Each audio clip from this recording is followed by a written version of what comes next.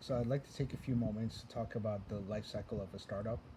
Um, and in Finney's definition of what a startup is basically a small business that works on an interesting problem. In other words, it's a problem that can't be solved in 2 or 3 weeks. It's more like it'll cost one, five, maybe $10 million and take anywhere from like 3 to 7 years to solve.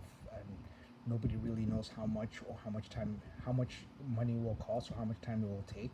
But the solution is probably out there, and with enough time and effort and energy put into it, um,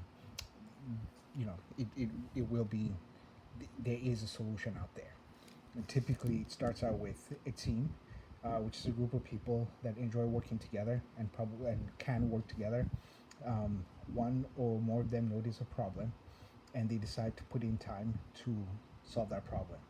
They find a group of people who are willing to pay them money to work on solving that problem for the people who are most affected by it, which are the clients. Um, and so, given enough time, the founding team ends up thinking about the problem, putting in some work, and they find a solution.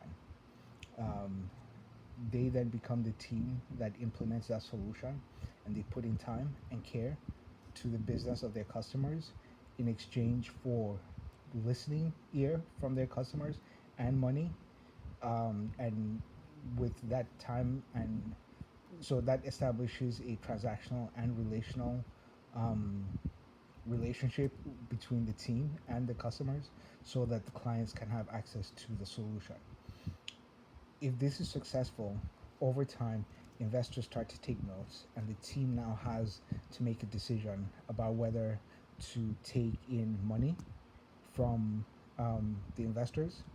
Um, Investors can also offer their connections who have expertise, um, and will put in time to help the team work on the problem so that they can go from a raw solution to a more elegant solution.